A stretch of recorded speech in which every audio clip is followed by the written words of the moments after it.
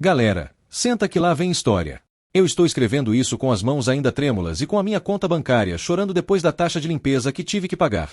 Se isso cair no YouTube, por favor, borrem meu nome, mudem minha voz, façam o que for preciso.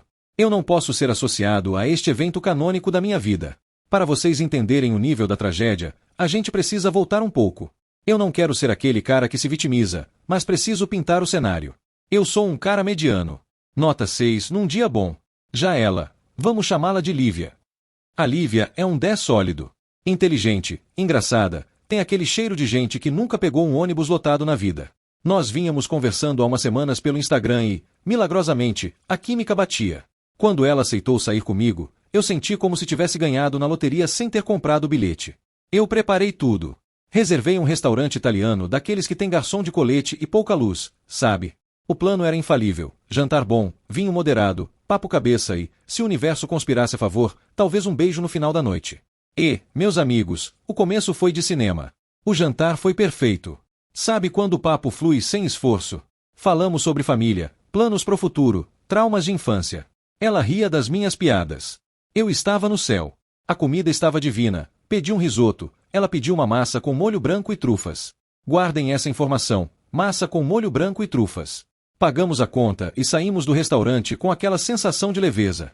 Eram apenas 21 horas. A noite era uma criança. O que a gente faz agora? Ela perguntou, com aquele brilho no olho que faz qualquer homem perder o juízo. Olhei em volta e vi o cinema do shopping logo ali na frente. Tem um cinema aqui do lado. Vamos ver o que está passando. Sugeri. Ela topou na hora. Fomos caminhando, rindo, encostando o braço um no outro. Eu estava me sentindo o rei do mundo. Chegamos lá, compramos ingressos para uma sessão qualquer que ia começar em 10 minutos. Nem lembro o nome do filme, juro. Entramos, a sala estava meio vazia. Pegamos lugares lá no meio. Tudo escuro, ar-condicionado no talo, clima romântico. O filme começou. Passaram-se uns 30, talvez 40 minutos. Tudo normal.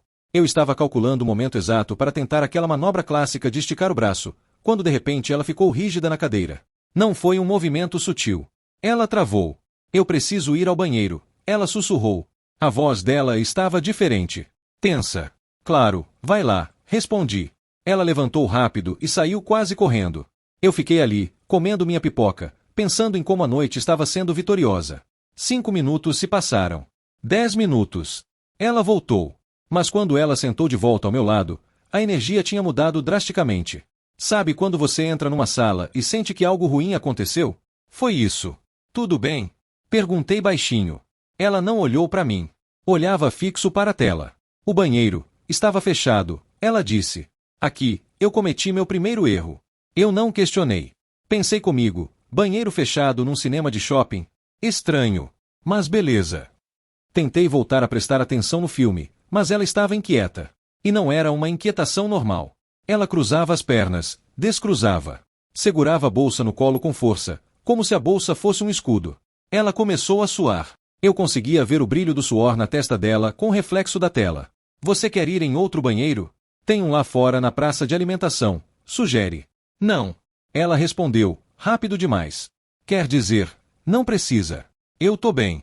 Só quero ir embora quando acabar. Aquelas palavras foram um soco no estômago. Minha mente de ansioso entrou em parafuso. O que eu fiz? Será que eu estou com bafo? O resto do filme foi uma tortura psicológica. Eu tentava pegar na mão dela, ela recolhia. A mulher dos meus sonhos tinha se transformado em uma estátua de gelo e pânico. Quando as luzes acenderam, ela levantou num pulo. Vamos! Ela disse, já caminhando para a saída. Eu fui atrás, meio tropeçando. Saímos do shopping. Eu não posso dirigir, então saquei o celular para pedir um Uber. Vou colocar para te deixar em casa e depois sigo para minha, beleza? Falei. Ela apenas assentiu, roendo a unha.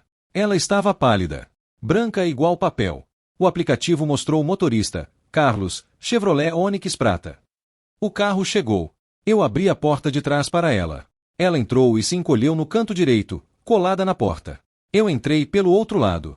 O motorista, o Sr. Carlos, virou para trás. Boa noite, casal. Tudo tranquilo? Boa noite, eu disse. Ela não respondeu. O carro arrancou. E foi aí que o pesadelo começou de verdade. Nos primeiros 5 minutos, o silêncio era constrangedor. Eu olhava para ela olhava para a janela. De repente, notei que ela estava tremendo. Lívia, você tá sentindo frio? Perguntei. Ela virou o rosto para mim. Os olhos dela estavam arregalados, cheios de lágrimas. Não fala comigo agora. Por favor. Só. Não fala. Eu gelei. Ok, eu devia ter feito uma merda colossal. Minha autoestima foi para o subsolo. Foi quando o cheiro começou. No início, era sutil. Um cheiro meio azedo. Mas o cheiro não passou. Ele evoluiu. De um cheiro azedo, ele se transformou em algo denso. Quente. Orgânico. Era um cheiro de decomposição misturado com esgoto.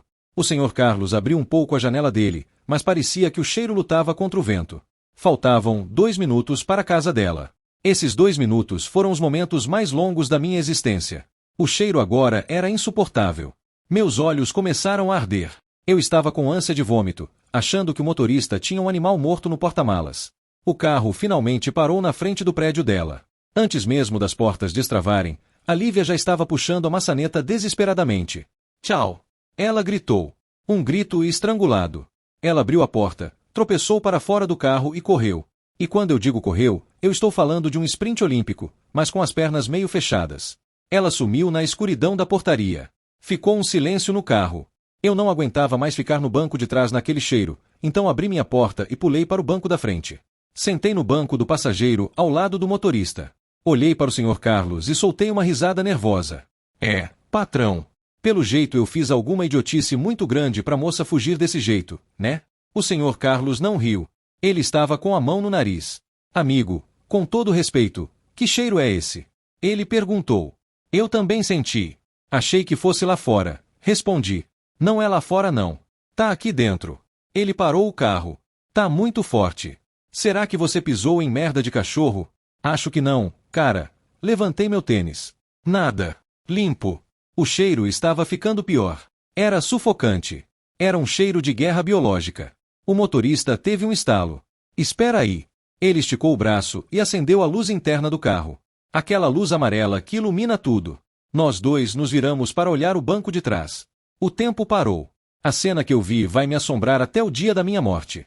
No lugar onde a Lívia, a mulher dos meus sonhos, estava sentada até 30 segundos atrás, não havia apenas o estofado cinza do ônix. Havia uma mancha. Uma mancha enorme. Escura. Molhada. E, com textura. Havia um líquido marrom escorrendo pelo tecido do banco, indo em direção ao cinto de segurança. Sim. Era merda. Muita merda. A ficha caiu na minha cabeça como uma bigorna. O banheiro fechado no cinema. Atenção. O suor frio. O não fala comigo. A Lívia não estava sendo estranha porque eu falei algo errado. Ela estava lutando uma batalha interna contra o próprio intestino há mais de 1 hora. E ela perdeu a guerra sentada no banco de trás desse Uber. Puta que pariu! Gritou o Sr. Carlos. Ela cagou no meu carro. Eu fiquei paralisado. Meu Deus do céu, cara. Foi a única coisa que saiu da minha boca. O motorista saiu do carro, xingando muito. Ele abriu a porta traseira e o cheiro nos atingiu com força total. Olha isso! Como é que alguém faz isso? Isso vai infiltrar na espuma. Eu vou ter que trocar o banco. Eu desci do carro, querendo cavar um buraco no asfalto. A vergonha não era minha, mas eu a sentia na minha alma. Fui eu quem trouxe ela. Senhor, calma. Eu vou pagar, gaguejei. Eu pago a limpeza.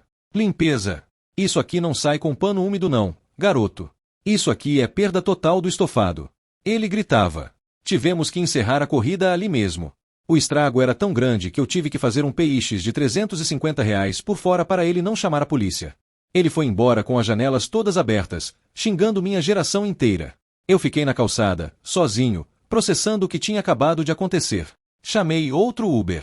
Quando entrei, o motorista perguntou, dia difícil. Eu sorri.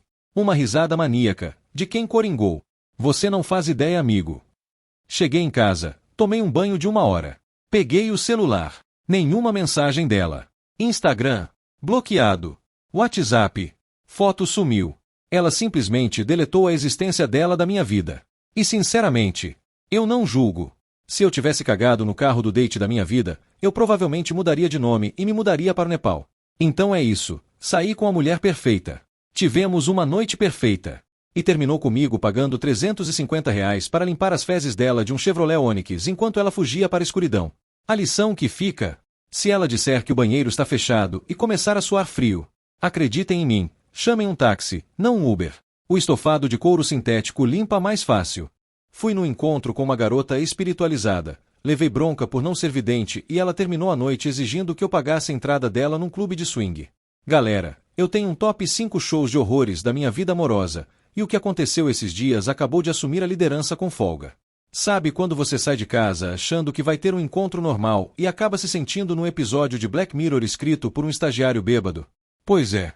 Conheci essa mina, parecia interessante, bonita, papo fluía online. Marcamos de sair. Logo nos primeiros 5 minutos de encontro, ela já mandou a primeira regra de ouro. Olha, eu não gosto que me toquem sem eu pedir. Espaço pessoal é sagrado pra mim, ok? Eu, sendo um ser humano respeitoso e sensato, pensei, beleza, limite estabelecido. Sem toques, sem abraços, sem encostar. Respeitei 100%. Mantinha uma distância segura, quase protocolar. Só que aí começou a primeira parte do calvário. A religião aleatória. Não era católica, não era evangélica, não era budista. Era um negócio que eu nunca ouvi falar na vida, uma mistura de astrologia quântica com adoração a deuses de civilizações perdidas. Ela passou, sem brincadeira, 1 hora inteira pregando. Eu tentava mudar de assunto. E aí, curte filmes? E ela respondia, filmes são projeções astrais da mente coletiva que... E voltava pro assunto da seita dela. Eu já estava pedindo a conta mentalmente, quando começou a contradição. O tempo esfriou um pouco. Ela cruzou os braços, me olhou com cara de desprezo e soltou, nossa, que frio, e você nem pra me abraçar, né? Que falta de atitude. Minha mente bugou. Ué? Eu respondi, confuso. Mas você disse literalmente há 1 hora que odiava ser tocada sem pedir. Eu só tô respeitando o que você falou. Ela revirou os olhos como se eu fosse o maior idiota da Terra. Ah, mas você tinha que sentir o momento. Ah, pronto. Além de pagar o jantar, eu tenho que ser vidente agora. Mas calma, que o fundo do poço tem um alçapão. No meio desse climão de me abraça, não me toca, o celular dela vibrou. Ela leu uma mensagem, abriu um sorriso, o primeiro da noite que não parecia maníaco, e disse, amigas minhas estão aqui perto. Vamos sair daqui. Pensei, glória a Deus, o encontro acabou.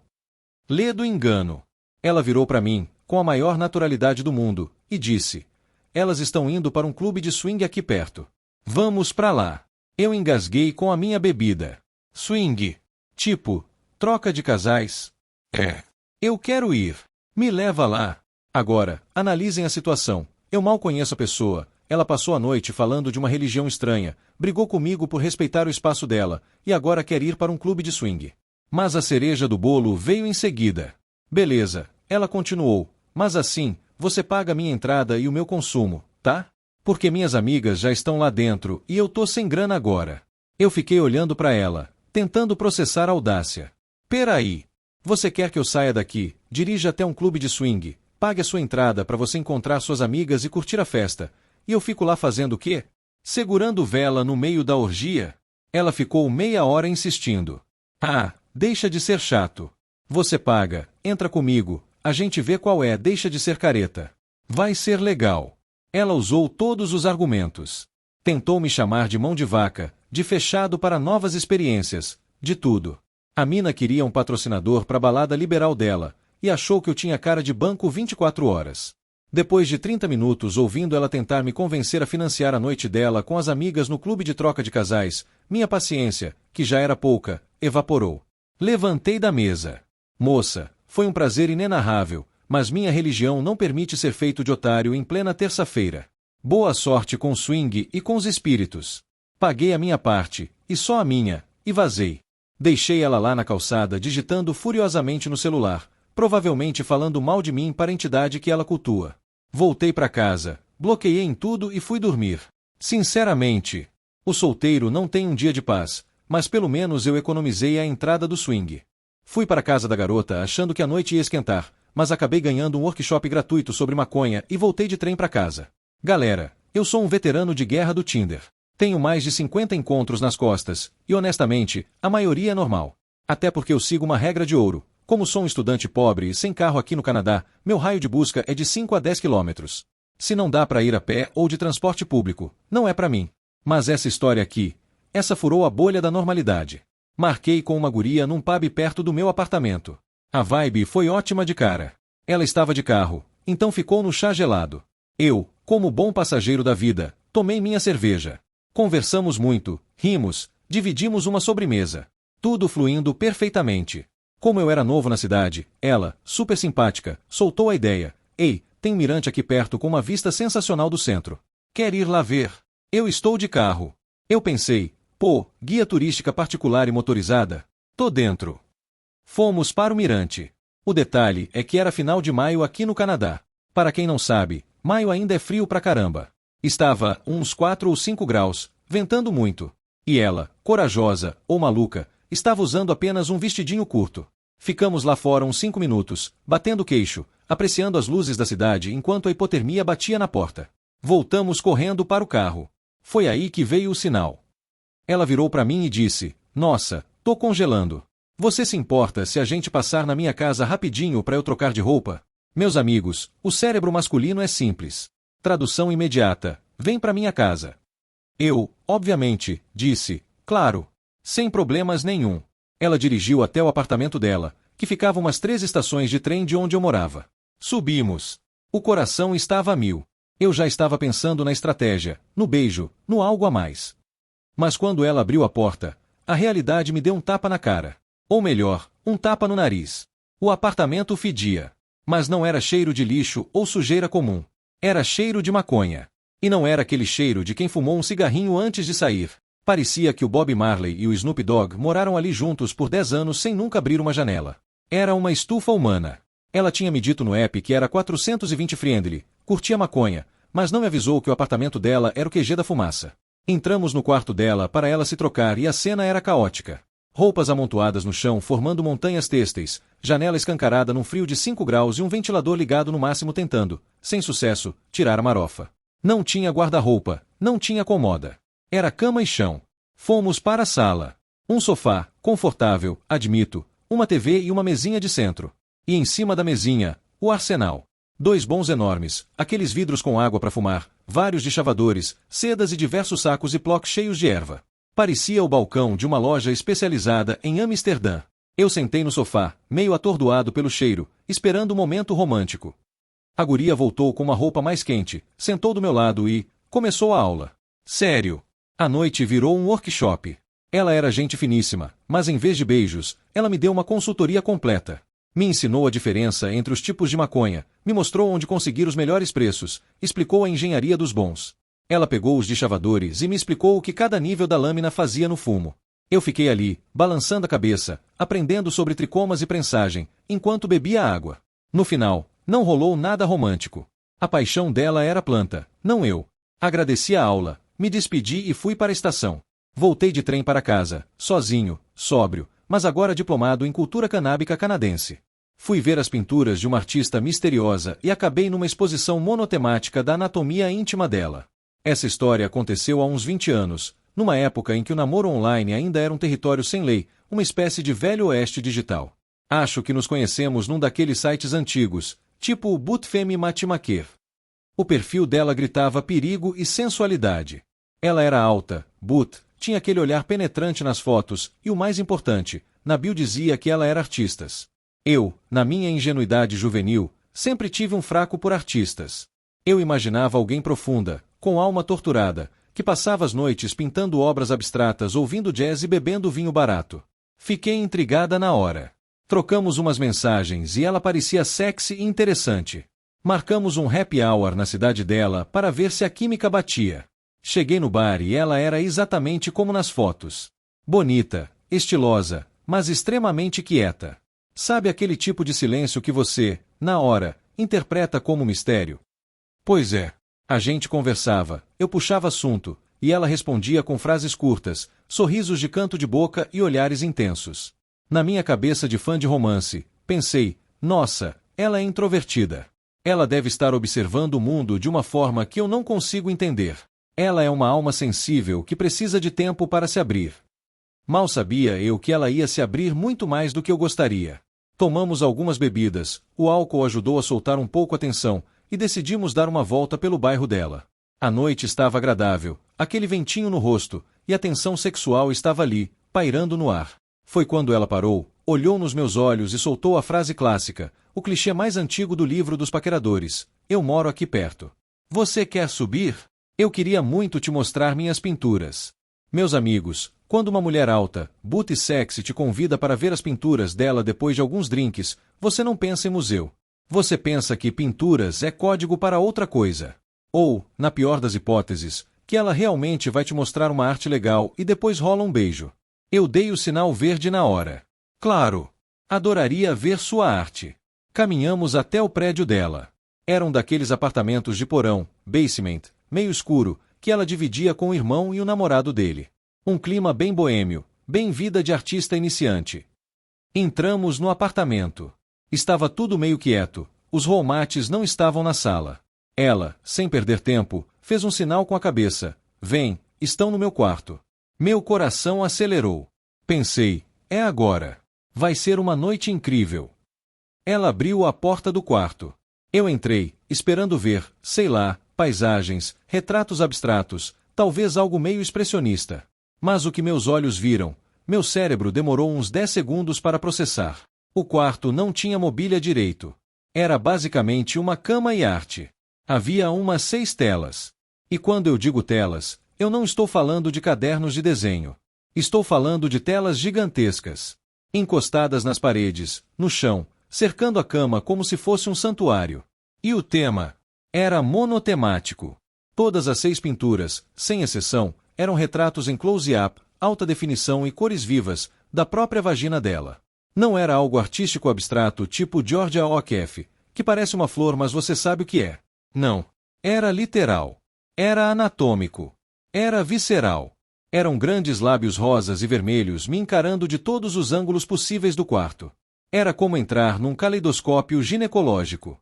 Eu congelei. Sabe quando você quer rir de nervoso, mas também quer franzir a testa de confusão, e sua cara acaba fazendo uma mistura bizarra das duas coisas? Eu devia estar parecendo que tive um derrame facial.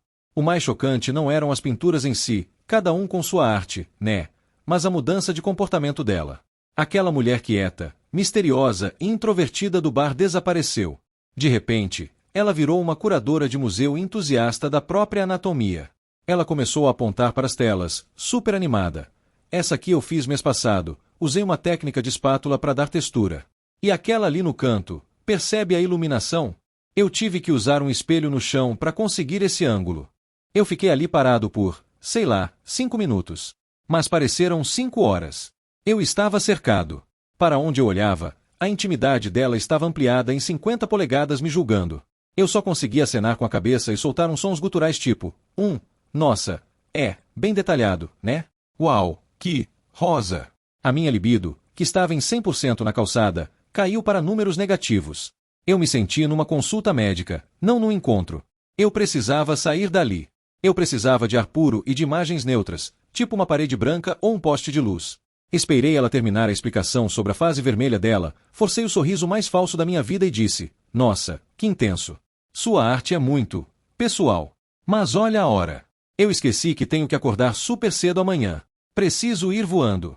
Eu nem esperei ela responder direito. Desejei boa noite e saí do quarto. Eu estava com tanta pressa de fugir daquele útero artístico que eu literalmente tropecei na escada do porão na saída. Quase caí de cara no chão, mas a adrenalina da fuga me manteve em pé. Entrei no meu carro e respirei fundo, agradecendo por não ter virado musa inspiradora da próxima tela. Cheguei em casa, ainda processando o trauma, e fui checar o site de namoro. Tinha uma mensagem dela. Um textão. Ela estava furiosa. Dizia que estava extremamente decepcionada comigo. Escreveu algo tipo, eu nunca me deixei tão vulnerável com alguém tão rápido. Eu abri minha alma, e não só a alma, né, querida? Para você, te mostrei meu trabalho mais íntimo, e você agiu com frieza. Você me envergonhou por não celebrar a minha arte. Eu li aquilo e fiquei pensando, vulnerável. Moça, eu fui cercada por 6 versões gigantes da sua vulnerabilidade num porão. Admito, eu lidei com a situação como uma perdedora. Eu fugi. Eu não soube o que dizer. Mas, sendo bem honesta, hoje, 20 anos depois, com toda a maturidade que adquiri, se eu entrasse num quarto e visse 6 pinturas gigantes da genitália do meu date me encarando, eu acho que faria a mesma coisa. Talvez eu só tomasse mais cuidado para não tropeçar na escada. Fica a dica para os artistas solteiros. Talvez guardem o autorretrato íntimo para o 3º ou 4º encontro. Ou, pelo menos, avisem antes, vem ver minhas pinturas, mas cuidado, elas mordem. Quebrei a regra de ouro de não sair com colegas de trabalho e acabei num seminário médico não solicitado sobre dilatadores e esse hashtag engui no meio do jantar. Família, existe um ditado antigo, passado de geração em geração, que diz, não se come a carne onde se ganha o pão. Ou, de forma mais elegante, não mergulhe sua caneta no tinteiro da empresa. Eu sempre achei que isso era bobagem, excesso de zelo. Até aquela fatídica noite de quinta-feira. O cenário era o seguinte, eu tinha uma colega de trabalho. Vamos chamá-la de Jéssica. A Jéssica era gente boa, bissexual, tinha um papo cabeça e a gente trocava muitos olhares perto da máquina de café. Sabe aquele flerte de escritório que faz a planilha de Excel parecer menos entediante? Pois é. Um dia, criamos coragem e decidimos sair para tomar umas biritas depois do expediente. Eu fui com a expectativa lá no alto. Pensei, vai ser leve, vamos fofocar do chefe, reclamar do ar-condicionado e ver se rola um clima. O erro do jovem é sonhar. Chegamos no bar, pedimos a primeira rodada. O começo foi normal. Falamos sobre projetos, prazos, aquelas banalidades corporativas. Mas, na metade do primeiro drink, a Jéssica decidiu que o nível de intimidade tinha que ir de colegas de trabalho para documentário do Discovery Health em tempo recorde. Do nada, sem nenhum preâmbulo, sem eu perguntar nada, o assunto mudou para a vida sexual dela. Até aí, ok. Somos adultos. Mas ela não queria falar sobre o que ela gostava. Ela queria falar sobre a mecânica dolorosa da coisa. Ela começou a me contar que sofria de vaginismo. Para quem não sabe, é uma condição médica séria e dolorosa. Eu tenho total empatia. De verdade. Mas, meus amigos, existe hora e lugar. E a hora não é enquanto eu estou mastigando uma porção de batata frita com cheddar. Ela não fez um resumo. Ela fez uma autópsia verbal. Ela começou a descrever, com uma riqueza de detalhes gráficos e sangrentos, como era difícil para ela. Eu estava ali, com o garfo parado no ar, tentando processar a informação. Ela falava sobre sangue, sobre dor, sobre a contração muscular involuntária. Parecia que eu estava numa consulta ginecológica, mas eu não era o médico, eu era apenas um cara tentando beber uma cerveja em paz. Eu tentava dar sinais sutis de desconforto. Eu olhava para o lado, concordava com a cabeça devagar, tomava goles longos da bebida. Mas ela estava em transe. Ela precisava desabafar. E então, chegamos ao clímax da conversa, a preparação. Ela olhou nos meus olhos, com a maior naturalidade do mundo, e começou a explicar o treinamento dela para conseguir fazer sexo com homens. Então, disse ela, eu estou usando um kit de dilatadores. Você sabe o que é? Não, e acho que não prec. Tentei interromper. São tipo uns pinos de tamanhos progressivos, ela continuou, ignorando meu pânico. Eu tenho que começar com o pequeno, passar um lubrificante, esperar relaxar, aí passo pro médio. E ela continuou descrevendo a rotina noturna dela com os dilatadores como se estivesse me passando a receita de um bolo de cenoura. Ela falava sobre tamanhos, sobre a sensação de rasgar, sobre o tempo que levava. Nesse momento, qualquer pessoa sã teria pedido a conta, inventado que a avó estava pegando fogo e corrido para as colinas. Eu queria vazar. Meu corpo gritava fuja. Mas aí entra o elemento trágico da história. Ela era minha colega de trabalho. Eu via essa mulher todo santo dia. A mesa dela ficava a 5 metros da minha. Se eu levantasse e fosse embora, o clima no escritório no dia seguinte seria insustentável. Eu seria o babaca que abandonou a colega no meio do desabafo médico. Eu estava refém da etiqueta corporativa. Eu não podia fugir porque eu tinha que bater ponto no dia seguinte. Então, eu fiz a única coisa que me restava. Eu bebi. Chamei o garçom com o olhar de um náufrago pedindo resgate e pedi mais uma rodada. Depois outra.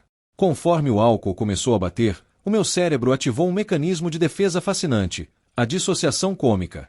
A situação era tão absurda, tão grotesca, tão fora da curva, que começou a ficar engraçada. Eu olhava para ela descrevendo a batalha do dilatador número 3 e comecei a rir internamente. Eu pensava, caramba, eu só queria saber se ela gostava de filmes de terror, e agora eu sei a elasticidade exata do canal vaginal dela. Eu comecei a balançar a cabeça e soltar uns comentários aleatórios tipo, a vida é uma luta, né? Nossa, resiliência é tudo. Dilatador é foco, força e fé. O encontro virou um show de stand-up onde só eu ria, por dentro, e o tema era fisioterapia pélvica. No final da noite, paguei a conta, porque senti que devia isso como taxa de consulta médica ou 20, e nos despedimos. No dia seguinte, no escritório, foi bizarro. Eu cheguei, dei bom dia, e ela sorriu como se tivéssemos tido o encontro mais romântico do mundo. Sempre que ela pegava um grampeador ou uma caneta, minha mente, já traumatizada, fazia associações que eu prefiro não descrever aqui. Nunca mais saímos. Ficamos apenas no oi e tchau. Mas a lição ficou gravada na minha alma a ferro e fogo. Família, escutem o que eu digo. O trabalho é para trabalhar. O Tinder é para se frustrar com estranhos. Não misturem os dois. Porque quando você sai com um estranho e ele começa a falar de dilatadores e sangue, você pode fingir um infarto e ir embora. Quando é sua colega de trabalho, você é obrigado a pedir mais uma cerveja e sorrir. Valeu por assistir até aqui. Comenta aí se você tem histórias merda. Quer dizer engraçadas de encontros. Valeu!